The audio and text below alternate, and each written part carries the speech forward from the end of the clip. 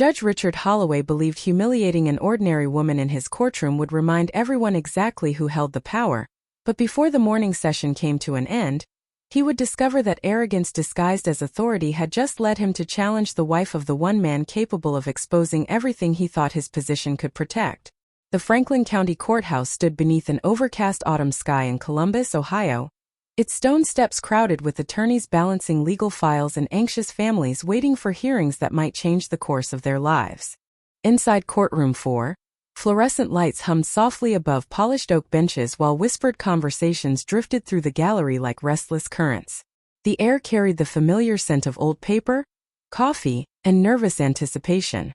At precisely 9 o'clock, Judge Richard Holloway entered through the side door, his black robe flowing behind him as everyone rose instinctively to their feet. At 57, Holloway had built a reputation for efficiency and uncompromising discipline. To many within the local legal community, he represented order and authority. To others, particularly those without influence or polished credentials, he had become something more intimidating. His impatience often arrived before compassion had the opportunity to speak. "Be seated," he instructed curtly as the courtroom settled back into uneasy silence. Near the defense table sat Grace Bennett, a 35-year-old white woman dressed in a modest beige cardigan over a simple navy blouse and dark slacks. Her light brown hair rested neatly against her shoulders, and a worn leather handbag sat beside her chair. She did not resemble the dramatic figures often portrayed in sensational courtroom headlines. She looked like someone who volunteered at church food drives, remembered neighbors' birthdays, and never expected to become the center of public scrutiny. Yet that morning Grace found herself seated beneath the weight of suspicious glances after being called to testify regarding an incident she had witnessed several weeks earlier involving disputed evidence connected to a local property hearing. Her role should have been straightforward: tell the truth, answer questions honestly, return home. Instead, as Judge Holloway reviewed the case file before him, his expression tightened the moment his gaze settled upon Grace. Something in her quiet demeanor seemed to invite assumptions he never paused to question. The prosecutor organized documents without looking toward her. Several spectators whispered among themselves. A young court reporter adjusted her glasses, sensing the unusual tension beginning to settle over the room. Grace folded her hands in her lap, her posture calm despite the uncertainty gathering around her. She had always believed that courtrooms existed to protect fairness. Her late father had taught her that respect for the law reflected respect for society itself. Even now, surrounded by strangers and legal procedures she barely understood, she trusted that honesty mattered. Judge Holloway glanced over the top of his reading glasses before addressing her for the first time. "Mrs. Bennett," he said, his tone carrying a sharpness that immediately drew attention throughout the gallery, "I certainly hope you understand the seriousness of appearing before this court." Grace met his gaze politely. "Yes, Your Honor," she answered softly. "I understand."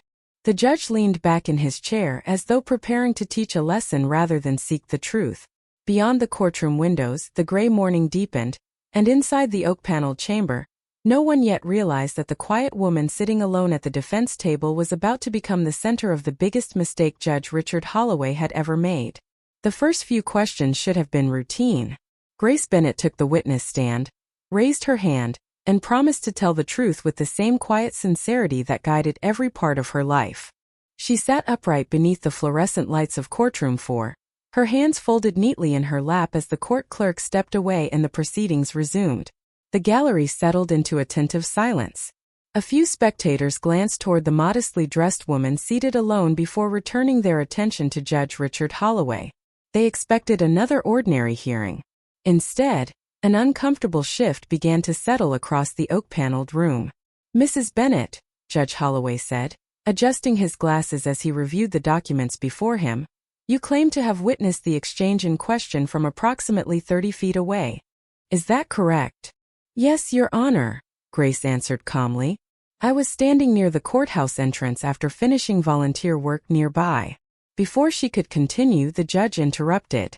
"Volunteer work," he repeated, his tone carrying an unmistakable hint of skepticism. "And what exactly qualifies you to interpret the events you claim to have observed?" A murmur drifted through the gallery. Grace blinked, surprised by the question. I am not claiming expertise, she replied politely. I am simply sharing what I saw. Holloway leaned back slightly in his chair. You are not an attorney. You are not trained in legal matters. Yet you expect this court to rely upon your interpretation of a situation involving disputed evidence. Grace opened her mouth to answer, but the judge continued speaking over her. You understand that good intentions do not automatically translate into credibility. The court reporter paused briefly before resuming her work. Several spectators shifted uneasily in their seats. Grace lowered her eyes for a moment before lifting them again. I understand that, Your Honor, she said softly. That is why I am only testifying about facts I personally witnessed. The judge's expression hardened. Facts can be remarkably subjective when filtered through limited understanding. The prosecutor remained silent, organizing papers without intervening. Even the defense attorney appeared reluctant to challenge the growing tension. Grace sat alone beneath the weight of assumptions she had done nothing to invite. She had arrived believing honesty would be enough. Instead, she found herself defending not only her observations but her very worthiness to be heard. From the back row, an elderly woman frowned in disapproval. A young law student exchanged uncertain glances with his classmate. Yet no one spoke. Authority carries a powerful influence within enclosed spaces. When wrapped in robes and elevated behind polished benches, even obvious unfairness can masquerade as procedure.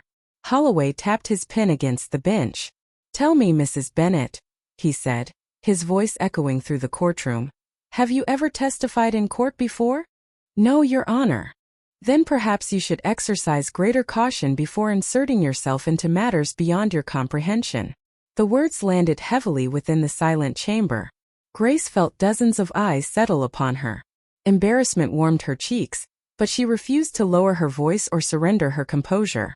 With respect, Your Honor, she replied gently, I did not insert myself into anything. I was asked to tell the truth. The judge regarded her steadily for several seconds before looking back down at the file. Around the courtroom, discomfort deepened. No one yet understood that the quiet woman being treated as though her voice carried less value than others possessed a strength rooted not in status or influence, but in an unwavering belief that dignity should never depend upon who happens to hold the gavel. Judge Richard Holloway had spent decades cultivating the image of a man whose judgment should never be questioned. Inside courtroom 4, that reputation often discouraged disagreement before it could even form. People adjusted their words carefully around him. Attorneys chose their battles wisely. Witnesses answered quickly and stepped aside. Authority, when exercised without humility, can slowly convince everyone in the room that fairness and obedience are interchangeable. Grace Bennett remained seated in the witness chair beneath the harsh fluorescent lights, her fingers loosely intertwined as she waited for the next question. She had already endured dismissive remarks disguised as procedure, but she still believed that truth had a place inside the courtroom. Judge Holloway shuffled the papers before him and lifted his gaze toward her once again. Mrs. Bennett, he began, his voice measured but edged with impatience. You testified that you observed documents being transferred between parties shortly before the hearing in question. Yes, Your Honor, Grace replied. I saw the exchange while waiting near the entrance. And yet, Holloway continued, you cannot identify the contents of those documents with certainty. No, Your Honor, Grace answered honestly. I can only testify to what I witnessed. The judge leaned forward slightly. So what we actually have is speculation. Grace blinked. Respectfully, no. I never claimed to know what was inside the envelope. I only described the exchange I personally observed. Before she could elaborate further, Holloway interrupted sharply. You are attempting to draw conclusions without sufficient expertise. The prosecutor remained silent. The defense attorney lowered his eyes toward his notes. Grace felt the atmosphere in the courtroom shift further against her. It was no longer about clarifying facts. The focus had become her credibility. Your Honor, she said gently, I answered the questions exactly as they were asked. Holloway removed his glasses and placed them carefully on the bench.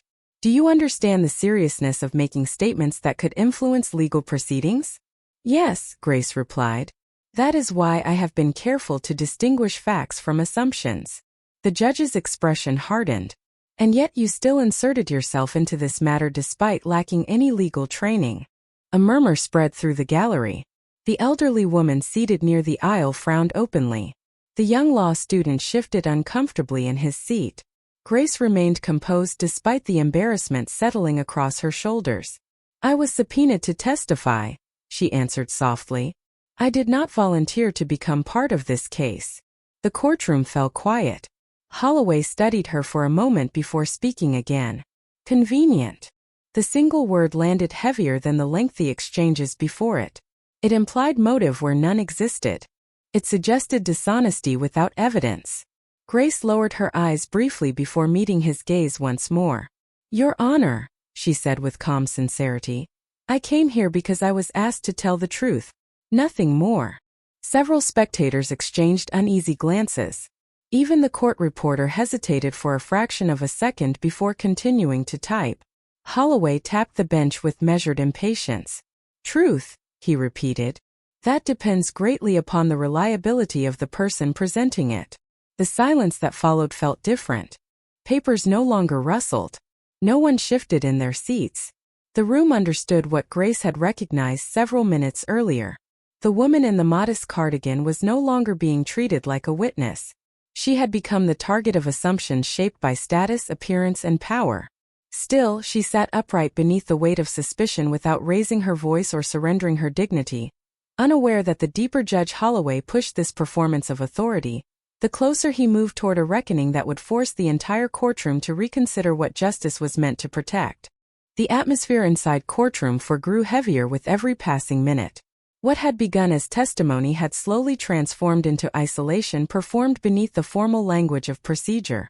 Grace Bennett remained seated in the witness chair beneath the fluorescent lights, her modest beige cardigan contrasting sharply with the dark suits surrounding her. The oak-paneled walls seemed to close in as Judge Richard Holloway continued guiding the room toward a conclusion that fewer people believed but no one dared challenge. Authority has a way of discouraging courage when people convince themselves that silence is safer than truth. Grace glanced briefly toward the attorneys seated nearby. The prosecutor avoided eye contact entirely, rearranging legal pads and documents that no longer required organizing. The defense attorney shifted uncomfortably in his chair, his lips pressing into a thin line before lowering his gaze to the table. Even the bailiff standing near the courtroom doors appeared increasingly uneasy, though his expression remained carefully neutral. Spectators sensed the imbalance unfolding before them, yet uncertainty kept them rooted in place. Judge Holloway reviewed another page before addressing Grace once again. Mrs. Bennett, he said, do you expect this court to believe that your presence at precisely the right location was nothing more than coincidence? Grace blinked slowly. Your Honor, I have answered that question. I was leaving volunteer work at St. Andrew Community Outreach Center. I stopped near the courthouse entrance because someone asked me for directions. Holloway folded his hands together. Remarkable timing. The implication hung heavily in the air. Grace inhaled carefully before responding. Sometimes ordinary explanations are simply the truth. A few spectators exchanged glances. The elderly woman seated in the gallery frowned more deeply. The young law student tightened his grip on a notebook resting in his lap. Yet the silence persisted. No objections came from either side. No one reminded the court that speculation should never replace evidence. Grace found herself increasingly alone beneath dozens of watching eyes. She thought of the women she mentored through the church food pantry, many of whom had spent years believing their voices mattered less because they lacked titles, degrees, or influence. She remembered encouraging them to speak with confidence because dignity belonged equally to everyone. Now she discovered how difficult that advice could become when standing before someone determined not to listen. Mrs. Bennett, Holloway continued, would you agree that memory can be unreliable? Yes, Your Honor, Grace answered honestly. That is why I have been careful to describe only what I clearly remember. Yet you insist your recollection is accurate enough to affect legal proceedings. Grace folded her hands more tightly together. I insist only that I am telling the truth. The judge leaned back in his chair. Truth is often subjective. The words settled over the courtroom like a shadow. Grace lowered her eyes briefly before lifting them again. Her voice remained soft, but something within it had strengthened. Respectfully, Your Honor, Facts may be disputed, interpretations may differ, but honesty itself should not depend on status. The room fell silent. Even the court reporter paused for a fraction of a second before continuing to type. Holloway's expression tightened. Grace could feel the loneliness pressing around her from every direction. No allies stepped forward. No reassuring smiles appeared. She stood alone in plain sight, reduced to an ordinary woman whose sincerity had become inconvenient. Yet beneath the growing pressure, she refused to surrender the quiet dignity that had guided her entire life, unaware that the request she would soon make had the power to change not only her circumstances, but the very balance of the courtroom itself. The silence inside courtroom floor felt heavier than the oak panels lining its walls. Grace Bennett sat beneath the fluorescent lights with her hands folded neatly in front of her, aware that every answer she offered seemed to invite fresh suspicion, rather than understanding. The modest beige cardigan draped over her shoulders no longer represented simple practicality in the eyes of the courtroom. To some, it had become evidence of insignificance. To Judge Richard Holloway, it appeared to confirm assumptions he had never bothered to question. He adjusted the papers before him and regarded Grace with a mixture of impatience and certainty. "Mrs. Bennett," he said, "this court has indulged your testimony extensively. Unless you have something new to contribute, I suggest we move forward." Grace lowered her eyes briefly before looking back toward the bench. Despite the discomfort pressing against her from every direction, her voice remained steady. "Your Honor," she said softly, "I would like to make one phone call." A ripple of surprise moved through the gallery. The young law student lifted his head. The elderly woman near the aisle straightened in her seat. Even the court reporter paused momentarily before resuming her work. Judge Holloway blinked once before leaning back in his chair. "A phone call?" he repeated, his tone carrying unmistakable disbelief. "This is not a television drama, Mrs. Bennett." Scattered nervous laughter drifted through the courtroom. Grace did not react. "I understand that, Your Honor," she replied respectfully. "I would simply like to contact someone before these proceedings continue." Holloway removed his glasses and placed them carefully upon the bench. "And who exactly do you intend to call?" Grace hesitated for a fraction of a second before answering. "My husband." The judge allowed himself a thin smile. "I see." He glanced briefly toward the spectators before returning his attention to Grace. "Mrs. Bennett, unless your husband possesses some previously undisclosed knowledge relevant to these proceedings, I fail to understand how interrupting this court benefits anyone." Grace folded her hands more tightly together. "I believe speaking with him would be important." The judge's expression sharpened with irritation disguised as amusement. "Important to you, perhaps. This court does not pause because a witness wishes to consult her spouse." The prosecutor lowered his gaze. The defense attorney shifted uncomfortably but remained silent. Once again, Grace stood alone within a room full of people unwilling to challenge authority. "Please, Your Honor," she said quietly, "I am only requesting a brief phone call." Holloway studied her for several seconds before exhaling through his nose. To him, the request appeared almost pathetic. A final act of desperation from an ordinary woman who had found herself overwhelmed by legal procedures she did not fully understand. "Very well," he said at last, his voice echoing through the hushed courtroom. "You may make your phone call. Let us all satisfy our curiosity." Another ripple of uneasy laughter spread through the gallery. Grace reached slowly into her worn leather handbag and retrieved her cell phone. Her fingers remained remarkably steady as she unlocked the screen. The spectators watched with growing anticipation. Some pitied her. Others expected embarrassment.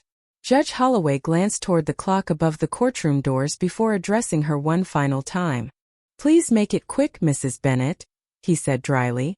"I would hate for the administration of justice to be delayed unnecessarily." Grace looked down at the number she knew by heart and pressed call. She lifted the phone to her ear without explanation, while beneath the fluorescent lights and quiet mockery of those around her, the entire courtroom unknowingly moved one step closer to a moment that would alter everything they believed about power, status, and the ordinary woman they had underestimated from the very beginning. Grace Bennett held the phone against her ear as the hushed courtroom waited for what many assumed would be an awkward and unnecessary interruption. The fluorescent lights hummed softly overhead while Judge Richard Holloway glanced toward the clock mounted above the rear doors, his expression reflecting a mixture of impatience and quiet satisfaction. To him, the simple request for a phone call had confirmed what he already believed. Ordinary people, when cornered by circumstances they did not fully understand, often reached for emotional comfort rather than legal reasoning. He expected tears, confusion, perhaps a husband offering reassurance from miles away. He certainly did not expect anything capable of altering the direction of the proceedings. Grace listened quietly as the line rang once before a familiar voice answered. "Hello." The warmth in the single word softened the tension visible in her shoulders. "Hi," Grace said gently. "I am sorry to interrupt your morning." Several spectators leaned forward, curious despite themselves. The young law student pretended to review his notes while listening carefully. The elderly woman near the aisle folded her hands together. Judge Holloway exhaled through his nose and looked down at the case file before him. "Grace," the voice replied. "Is everything all right?" She hesitated briefly before answering. "I am at Franklin County Courthouse. There seems to be some confusion regarding my testimony." Her tone remained calm and free of accusation. "I thought it might be important for you to know." Silence followed for a heartbeat before the voice responded. "Are you safe?" "Yes," Grace answered softly. "I am safe." The sincerity between them carried an intimacy built through years of trust rather than urgency. Holloway shifted impatiently in his chair. "Mrs. Bennett," he interrupted, his voice echoing across the courtroom. "This is not the time for a family conversation." Grace lowered the phone slightly. "I understand, Your Honor. I am almost finished." She returned the phone to her ear. "I apologize," she said quietly. "I know you are busy." The man on the other end spoke with measured composure. "Please tell me exactly where you are." "Courtroom 4, Grace replied. "Franklin County Courthouse." The response came immediately. "I understand." Grace closed her eyes briefly before whispering, "Thank you. I will handle it," the voice assured her. "Please do not worry."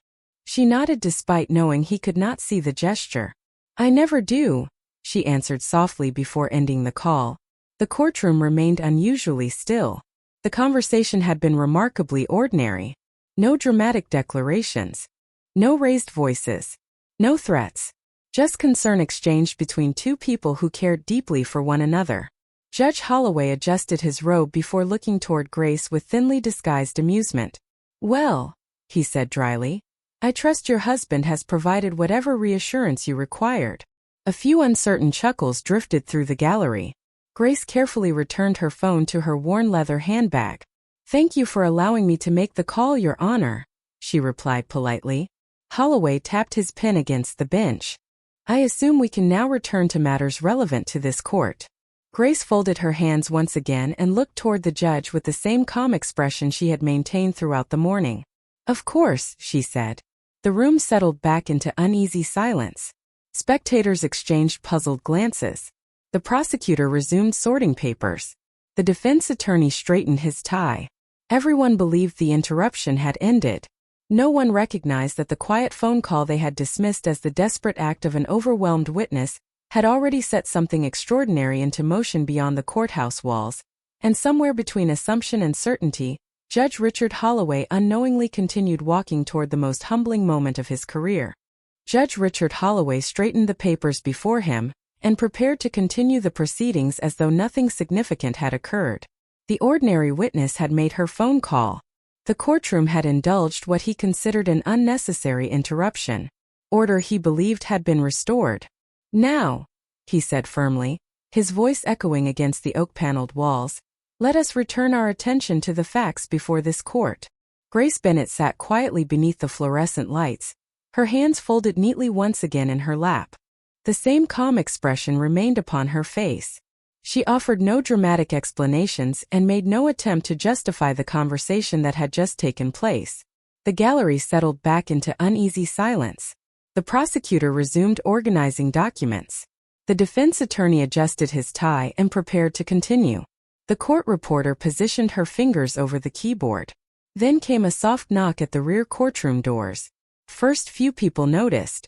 The bailiff nearest the entrance glanced over his shoulder with mild irritation before walking toward the doors. Conversations paused. Papers stopped rustling. A second knock followed, measured and respectful. The bailiff opened the door and immediately froze. Those closest to the entrance watched his posture change. His shoulders straightened instinctively. The color seemed to drain from his face. "Your Honor," the bailiff said carefully, his voice carrying an uncertainty no one had heard from him all morning. "There are visitors requesting entry." Judge Holloway frowned. "This courtroom is in session," he replied sharply. "Who are they?" The bailiff hesitated. "Sir, I believe you should see for yourself." A hush swept through the gallery. Spectators turned toward the doorway as footsteps echoed softly through the corridor beyond. They were unhurried footsteps. Controlled. Confident. The kind that belonged to someone who had long ago learned that authority never required an audience to announce itself. Then a distinguished man stepped into courtroom 4. He appeared to be in his early 60s, dressed impeccably in a dark charcoal suit beneath a navy overcoat. Silver threaded through his neatly groomed hair. His expression remained composed, neither angry nor theatrical. Yet the moment he crossed the threshold, something extraordinary happened. The defense attorney stood abruptly. The prosecutor followed. The court reporter removed her hands from the keyboard. The elderly woman in the gallery rose slowly to her feet. The young law student stared wide-eyed in disbelief.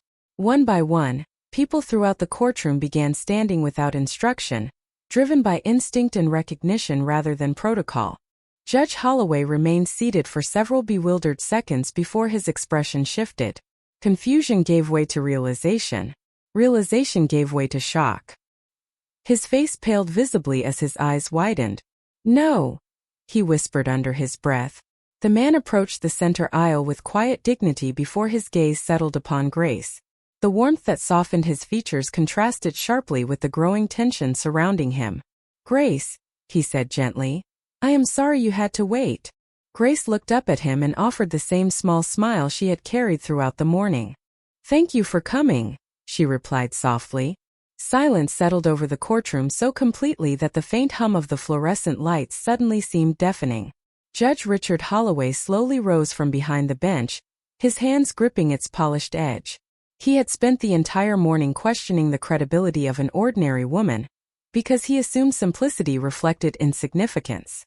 Now, standing only a few feet away from the witness he had publicly diminished, was Justice William Bennett of the Supreme Court of the United States, and for the first time in many years, the man who believed himself untouchable no longer recognized the ground beneath his own feet. The silence that followed Justice William Bennett's arrival seemed to alter the very atmosphere of courtroom 4. Moments earlier, the fluorescent lights had illuminated a room governed by assumptions and routine authority.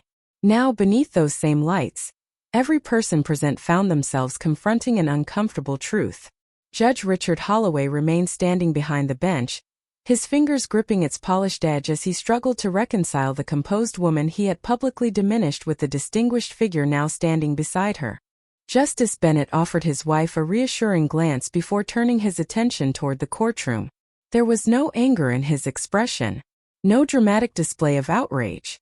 His calm carried far greater weight than raised voices ever could. "Good morning," he said respectfully. "I understand there may have been some misunderstanding regarding my wife's testimony." No one moved. The prosecutor lowered his gaze. The defense attorney straightened instinctively. Even the court reporter hesitated before resuming her work. Holloway cleared his throat and adjusted his robe. "Justice Bennett," he began carefully, "this court has merely been evaluating the reliability of witness testimony." The response came without hostility. "As every court should," William replied. "Reliability matters deeply. So does impartiality." The words settled heavily throughout the room. Grace remained seated quietly beside the witness stand, her hands folded exactly as they had been throughout the morning. She neither celebrated nor sought vindication. She simply listened. Justice Bennett continued, "My wife has always been remarkably cautious with the truth. If she says she witnessed something, she is equally careful to distinguish what she knows from what she does not." Holloway shifted uncomfortably. "Of course." William's gaze remained steady. Then perhaps it would benefit everyone present to revisit the testimony itself rather than the assumptions surrounding the witness. A hush swept through the gallery. The young law student glanced down at his notebook before slowly writing a single sentence. The elderly woman near the aisle nodded almost imperceptibly. The prosecutor began reviewing the original statements more carefully. Freed from the invisible pressure that had shaped the morning proceedings, details previously overlooked began emerging with surprising clarity. Grace had never exaggerated. She had never speculated. Each answer had remained precise and consistent. The defense attorney finally found the courage to speak. "Your Honor," he said cautiously, "there are portions of the witness testimony that deserve reconsideration in light of the complete record." Holloway looked toward the documents spread across the bench. For the first time that day, uncertainty replaced certainty. Witness accounts previously dismissed gained renewed significance. Questions that had gone unasked were finally raised. The courtroom that had accepted authority without examination slowly remembered its true purpose. Truth did not belong exclusively to titles. Justice did not depend upon social standing. As the facts were revisited, it became increasingly clear that Grace Bennett's account had been unfairly scrutinized not because of inconsistency, but because of perception. She had been viewed through the lens of simplicity and judged accordingly. William looked briefly toward his wife before addressing the room once more. "The law functions best when it protects those with the least influence," he said quietly. "Otherwise, it risks becoming something very different from justice." No one rushed to answer. Judge Holloway lowered his eyes toward the case file before him. The confidence that had carried him through the morning no longer appeared unshakable. Around the courtroom, spectators recognized that the most important revelation was not the identity of Grace Bennett's husband.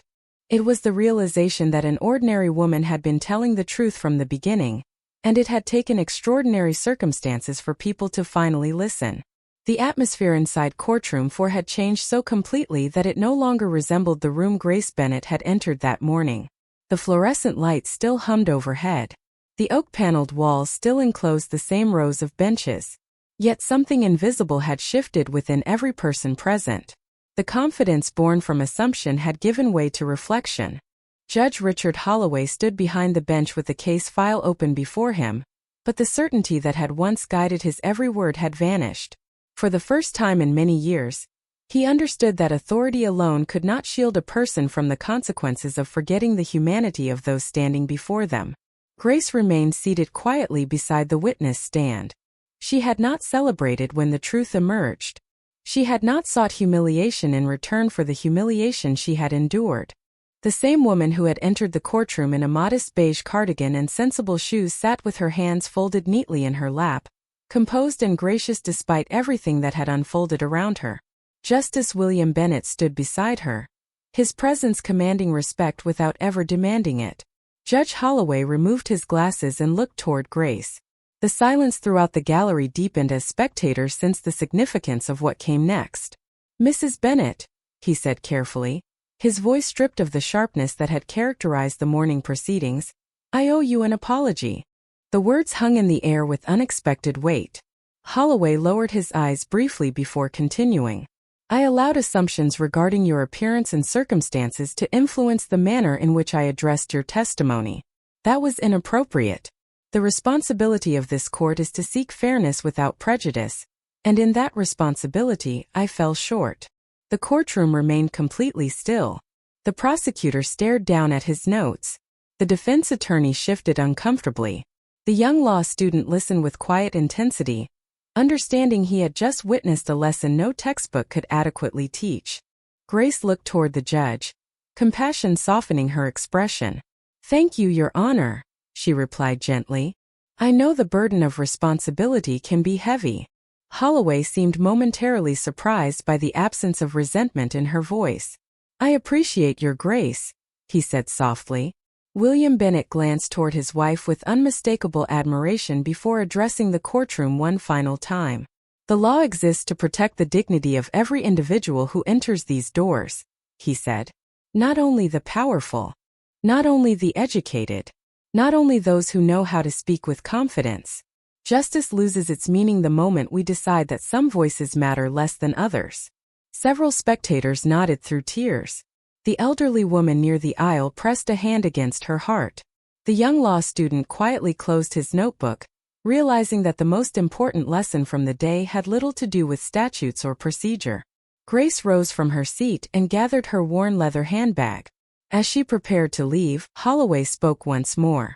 "Mrs. Bennet," he said, "your husband may hold one of the highest positions in this nation, but I suspect the greater honor belongs to the man fortunate enough to walk through life beside someone with your character." Grace smiled modestly. "Titles eventually fade," she answered. "How we treat people is what they remember." A hush settled over the courtroom as she and William walked side by side toward the exit. No applause followed them. None was necessary. The people who watched them leave carried something far more lasting. They remembered that dignity does not announce itself through status, wealth, or influence. It often arrives quietly, dressed in ordinary clothes, asking only to be heard.